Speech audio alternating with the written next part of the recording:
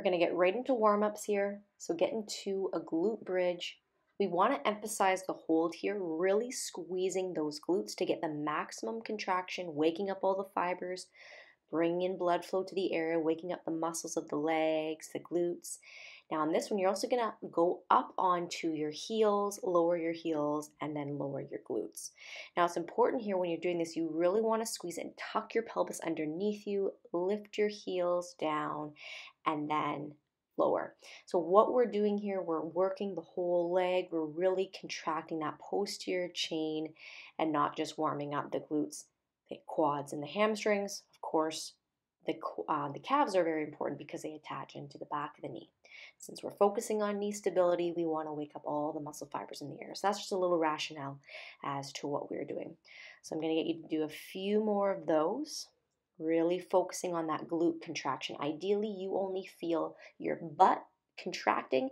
You don't want to feel it in your hamstrings, the back of your legs, or your quads. So if you are, try bringing your heels closer towards your glutes, or before you lift off, try to just squeeze your glutes before lifting your hips towards the ceiling. Remember to breathe in through your nose, out through your nose. And of course, when you're doing these exercises, it's not good to feel any form of sharp pain. So if you do, just note that that is not normal. And if you do, I would stop doing it and I would consult whatever therapist that you go to see or your doctor. Again, really hold here, hold. Really feel those muscles turning on and working and warming up as you're doing this.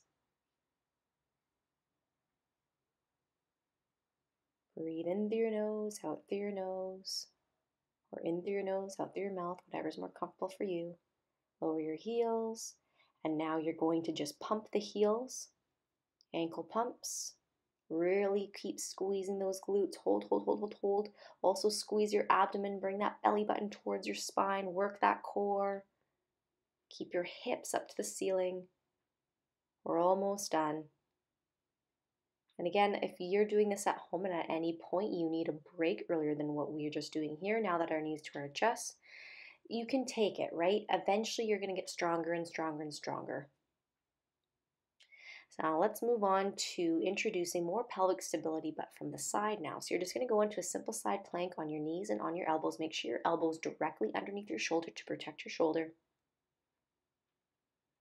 And for me, it's a little bit more comfortable to raise my top knee. So that is why you see it coming apart. But if for you that's not the case, don't worry about it.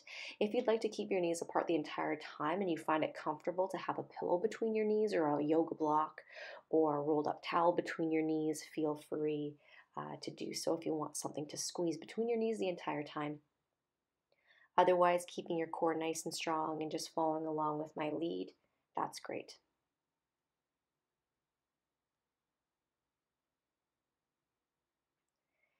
And also, it might be helpful to have a partner or somebody around your house. Just check to see if you're straight. So now that I'm holding this position, my wrist is in line with my elbow, in line with my shoulder, in line with my rib cage, in line with my back, in line with my hips, in line with my knees. So if you're a little bit crooked or shifted a little bit in your hips or your shoulders, and again, my neck is in line with the rest of my spine, and I'm breathing in through my nose, out through my mouth. These are the things that you want to focus on. You want to start with those good isometric contractions first, so that's muscles contracting without moving. It's just a good base to wake up the muscles and rehab strength. It's also really effective to help with pain as well when you're recovering from injuries. So now, of course, you've already switched over to your other side. And same exact thing here. If this is too easy for you because you've been doing the video often, well, you can start to make it more difficult. So you can go up onto your feet and your hands to make it a full side plank. You can just not even put your top leg on the bottom. You can completely leave it elevated the entire time as you do this movement. So you have those options as well. Now, again, really here, make sure you're breathing in through your nose, out through your mouth. Bring your belly button to your spine. Really feel that core contraction, and you're thinking that you're straight as a 2x4. Or straight as a board for those who may not understand that. And lower down. So as I'm showing here, you want to now contract the side of the muscle in concentric. So that's now contracting the muscle and getting it to work a little bit more when we're going through different ranges. So we've done a variation of isometric contractions. This is completely isolating that gluteus medius muscle and the TFL muscle that attaches into that IT band that then therefore supports the outer part of the knee and actually helps to stabilize the whole pelvis. So this is where we're trying to target those muscles. It's almost like doing prehab, like priming exercises to repair these areas for them to work when we're doing our bigger, more complex exercises. And please excuse my cat. She thinks I'm playing with her, so she's getting pretty excited. And hold here again. Try to keep that heel in line with the rest of your body, your knee, your hip. And great, now switch to the other side. We're going to repeat the same exact thing. So get yourself comfortable, lifting up, and then bringing the knee to the chest. Lifting up, bringing the knee to the chest.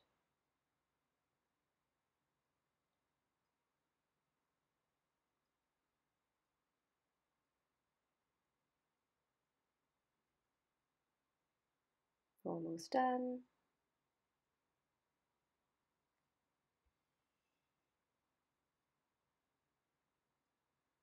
And hold here. Again, make sure that heel is in line with your knee, hip, back, shoulders, and head. She's just giving me her kisses. If you're wondering why she was just staring at my face. And rest and turn over onto your back. Just shake it out, moving your knees side to side. And again, if that's too fast for you, then slow it right down. So now we're going to do multidirectional stability. So this is a pretty advanced exercise. So if at this point you have a hard time doing this, keep in mind you're at knee stability level 2. So you're going to want to go into the description below and go into my level 1 program before attempting this. So I would have already in level 1 trained you how to do the proper mechanics when you shift at the hips first and then go down. You don't want to stress the knee and put all the strain in the knee. You want to load those hips first and then go for it. So I'm showing you from all different angles, so don't worry about switching the angles like I'm doing. Just stay facing the screen, watching me, and just move your leg to 12 o'clock, 3 o'clock, 6 o'clock, and 9 o'clock. And keep that knee out, keep that knee over the toe. So I'm going down as far as I can, okay? So if you're just beginning this and this is only your first 1, 2, 3, 7, maybe 10 times, and you know you're going to be doing this video a lot more than that, and you're still getting a grasp of this movement, but you only do quarter squats, as in your knee is only moving to 25% of its full range of motion, then just do that, right? Make it your own. Again, move those hips back. And you'll see here that my knee is going over my toes in some of the positions. So there's a common misconception that the knee, in order to protect it, you shouldn't have it go over your toes. Latest research has proven that to completely be false. And just think of it logically this way. When you walk up the stairs, do you notice if your knee goes over your toes? Well, now that you're thinking and you haven't noticed, pay attention. And when you're walking up the stairs, just see how your knees have to go over your toes in order for you to go up the stairs. So just that basic movement just tells you right there how important it is to strengthen your knee over your toes as well, just so that you have that ability and that strength in all ranges of motion of your knee. Okay, you don't want to be strong with just doing like biceps only to 90 degrees of elbow bending, right? You want to be strong in that full range of motion. The knee is no different. Okay, so just shake things out. And we're going to be moving on to another exercise just to help with stability as our body is moving in different ranges. Okay, so this is what that looks like. So you want to keep everything in line, the heel, knee, hip, back, and I'm just, so you would want to like touch the floor in front of you. So just like imagine there's a cone or something, and I'm reaching to all different angles. So I'm reaching again, 12 o'clock, 3 o'clock, 9 o'clock, and then I'm going to try to imagine reaching for 6 o'clock by keeping those same mechanics. Okay, it's okay to lose your balance every once in a while. Just try to recorrect as best you can. Fight forward as much as you can. Really fight for that balance. So I'll show you from a different angle just so you can watch my knee, how it's staying over my toes. I'm trying my best not to let that knee fall inward, okay? It's important. And again, don't follow me with the angles. I'm just showing you all different angles. So if you have a hard time grasping from a certain angle, hopefully you're able to develop an appreciation of what it should look like if I show you from different angles. And I also invite you to record yourself doing this just with your cell phone so that you can watch yourself and compare it to me to see how you're doing. So then you're able to make modifications accordingly, because sometimes when you're not used to this type of movement, it's completely foreign to your body, so you don't understand if your knee is too low or your butt's too high or your head's too low, etc., etc. So again, I highly, highly, highly recommend recording yourself so that you can compare your video to this video and just see where you need to improve. Of course, if you're one of my clients, you can just do this in front of me and just ask me questions during your next appointments, and we can make little critiques from there. And again, try to stay lifted in that hip as well. So like imagine your head's being lifted towards the ceiling. You're pulling up very much as if you were a dancer. Nice, tall, good posture, maintaining that knee over your toe. Again, not letting your knee fall inward. Really fight for that.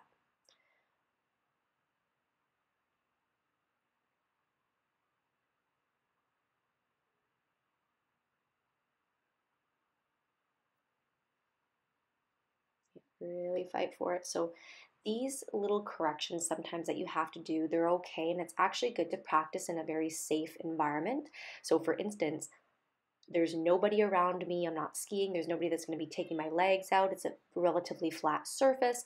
So if I do have to make up for those little corrections here and there, that's good, because I'm training my body and my joints and my ligaments to be able to respond to that stimulus, just in case, you know, I'm on uneven ground skiing, or somebody takes out my legs. So now we're just going to prepare for, again, strengthening the knee in other angles, but also we're preparing for plyometric. So that's actually jumping and then landing on a stable leg.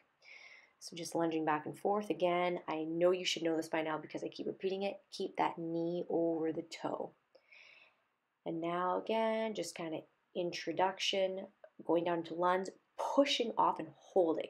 Hold and then falling back and pushing. So again, this is another next step to the introduction of plyometrics. We're easing ourselves into this. So if we're getting to a point, and keep in mind, all my videos are progressive as well. So if we're getting to a point where you're starting to find it too challenging, or you start to have any difficulties and you're noticing you're falling a lot, or you just don't have the balance quite yet, then you just stop at where you feel your max is. And as you improve, you'll naturally be able to progress further and further, because the best things about our bodies is our bodies adapt to changing circumstances. So if we start to demand our body to perform these movements that it's not used to, well, it will start to adapt in order to perform these movements. So that's the great thing about our bodies. It's always adapting, and also adapting for the quote-unquote worst too. If you're just sitting all day, your muscles are going to atrophy, your joints are going to get weak and vulnerable, and your ligaments are going to get weak and stiffen up. So we literally get to choose what we keep in our body in terms of strength and range of motion and flexibility. If you don't use it, you literally lose it. Okay, so now moving on to that plyometric stability. So back and forth, you're literally going to be jumping and landing. So this one, we're just going to go for height. You're going to try to jump up in the air as high as you can and land and hold that for about 3 seconds. And then jump as high as you can and land and hold for 3 seconds. So fight for that knee to stay over the toe. Do not let that knee fall inward. Keep that pelvis nice and strong. Keep your core strong. And keep, obviously, your arms opposite to your legs. So if you're landing on your right side, your left arm is forward. If you're landing on your left, your right arm is forward, just like you would if you were running or walking. Practicing coordination, if you're not good at that, is important just to develop those neuromuscular pathways, but also just playing for balance as well. So now we're going to be going for distance. So try to shoot yourself outwards as far as you can. Again, catching for 3 seconds. Again, why is this important? It's because we're trying to train all different ranges of motion and angles within the knee so that our body, our joints, our muscles, our ligaments are all being prepared for when we start to go out and ski. Because one of the other, or any type of activity for that matter, but specifically skiing, this is called a skater's lunge, so it simulates skating and skiing motions. And what happens to many people is we take essentially 75% of the year off from skiing, right? And we don't do any training to prepare ourselves for ski season. We just go from our sitting everyday jobs to going down a hill or going cross-country skiing, and then we wonder why we're sore. We develop repetitive injuries, and it's just because our tendons in the muscles as well as the ligaments and the joints, they get used to not doing that movement. They get weak, and then all of a sudden when you put that type of intense load in skiing or cross-country skiing or running or skating out of the blue, it starts to create an issue for you. So doing this exercise, or doing these exercises in the off season, helps to maintain that, so you can recover from injuries and get stronger in all those vulnerable areas that you maybe had problems before. So this is the last one here in a full side plank, where we're really stressing, putting a lot of stress on the outside knee that's down and the inside knee that's on top. Just again to help improve that tensile strength of the ligaments and the tendons of the muscles on the sides of the knees. So it's kind of like that last bit where we're training that knee when we're more tired. We want to still have stability of the core and our hips and our knees and our ankles, our whole lateral chain. So we're almost going to stay nice and straight. So see how my head is in line with my mid-back, in line with my tailbone, right in between the 2 points of my feet. So you're going to be able to draw a complete line and everything would line up. So again, this would be a great exercise for you to record yourself doing to see if you are on the right track when you compare your video with my video.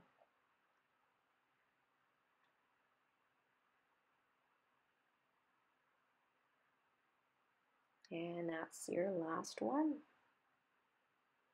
Well, congratulations on doing the video. Again, my name is Nichelle Thomson, and I hope that you guys got benefit from this video. If you did, please share with your family and friends, especially those who love to be active in the winter. Again, this video is very good to help train your muscles if you haven't been training in a while and you're going back into skiing, just for an example. So if you have any questions for me, leave that in the comments below. And if you have any suggestions of videos you would like me to release in the future, also leave that in the comments below. Don't forget to subscribe and hit the notification bell, because once you do, you will be notified of every single new video that I release in the future, and it could be one that you requested.